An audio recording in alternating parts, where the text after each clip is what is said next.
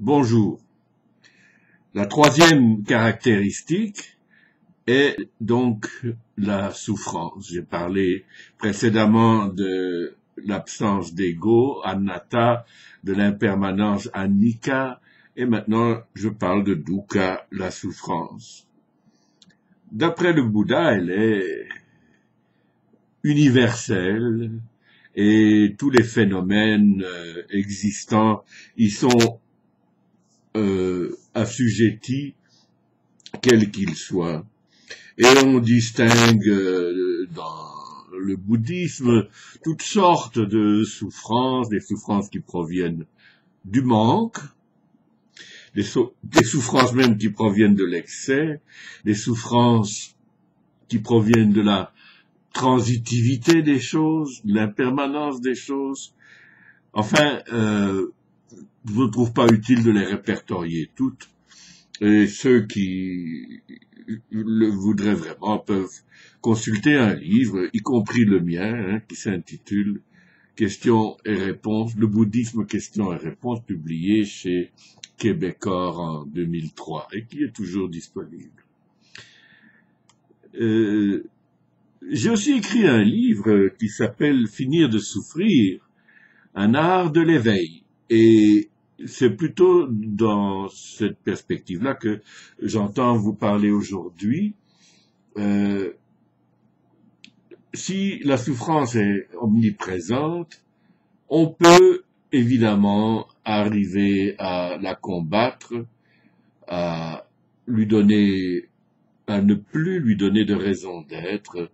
Et le Bouddha dit que pour cela, il suffit de suivre de nobles octuples sentiers qui définit toutes sortes d'attitudes et de conduites qui permettent de l'éliminer. Cela aussi, on trouve ça dans n'importe quel livre. Je n'ai pas vraiment envie de m'y attarder pour l'instant. Par contre, ce qui m'a frappé, c'est que dans l'état où j'étais en 2009, c'est-à-dire avec deux hanches en train de se détériorer, plus un dos qui se souvient de ses disques envolés, je dirais, et le tout agrémenté d'une sciatique véritablement infernale. Et c'est dans cet état que j'ai fait avec un ami un voyage en Italie. Et cet ami remarquait que quand je grimpais les perrons des églises et des cathédrales, que brusquement je cessais de boiter, que je marchais d'un pas plus pressé, que mon dos se redressait, et quand enfin je me trouvais devant une belle fresque ou une belle statue ou que sais-je, il semblait que je n'avais plus je ne donnais plus aucun signe de douleur ou de souffrance. Et je crois véritablement qu'il avait vu juste en observant cela, la beauté. Il faut encore s'entendre sur ce mot, mais la beauté a un effet thérapeutique. Ça, c'est pour moi une évidence.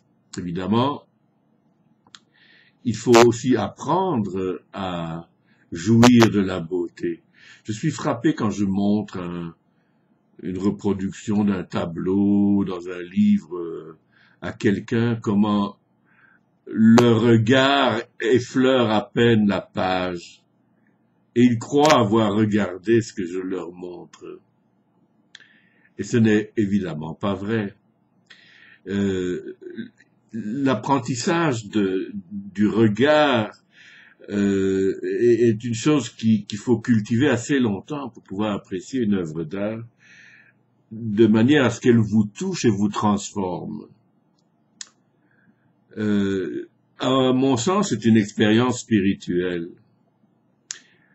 Il m'est arrivé cette chose étrange à Rome, toujours en 2009, où je m'étais proposé d'aller visiter une petite église qui s'appelle Santa Maria dell'Anima, et qui est l'église des Allemands de Rome.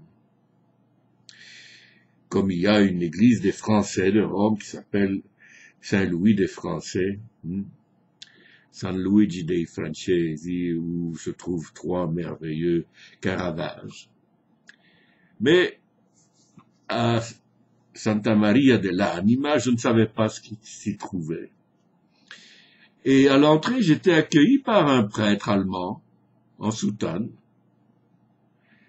et qui m'a dit « Guten Tag, meine Herren » « Bonjour, monsieur », et je me suis mis à lui parler allemand.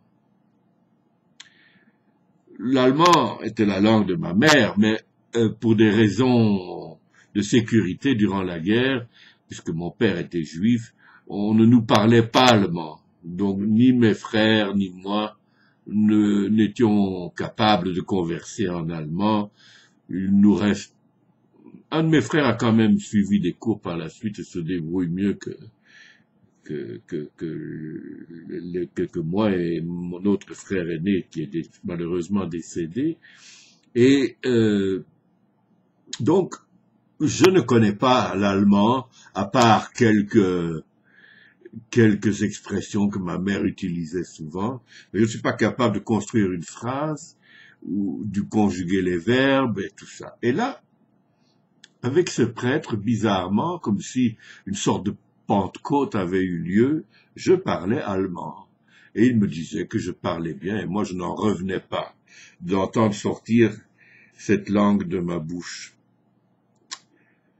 À la fin, je lui ai dit que j'aimerais bien visiter l'église, et il m'a laissé le champ libre, et je me suis trouvé devant un tableau de Salvietti, Francesco Salvietti, qui n'est pas un peintre tellement connu, et tout d'un coup, en regardant ce tableau, j'ai vu le tableau derrière le tableau, c'est-à-dire une série de formes géométriques qui tenaient le même discours que la représentation, que c'était une descente de croix, que la représentation donc figurée. Il y avait une construction géométrique dans ce tableau, et faite de cercles, de diagonales et tout ça, qui tout d'un coup m'apparaissait comme un message spirituel. Et j'en étais fort troublé. Et pendant tout ce temps, je n'ai pas éprouvé la moindre souffrance, alors que je puis vous assurer que dès ma sortie de l'église, cette souffrance a repris ses droits.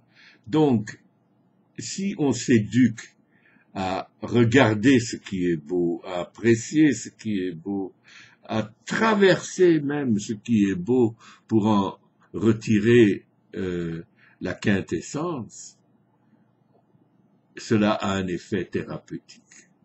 Cela, j'en suis persuadé.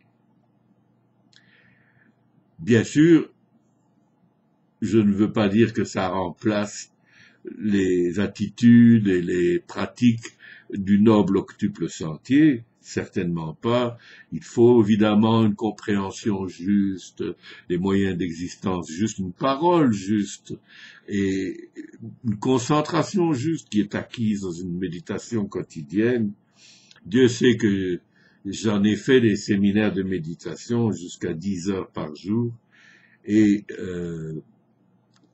cela a aidé aussi manifestement à ce que je triomphe de la souffrance et puisse dire même quand j'étais au plus mal avec mes hanches finissantes et qu'on me demandait comment ça va, je pouvais répondre ça va très très bien aujourd'hui. Merci beaucoup.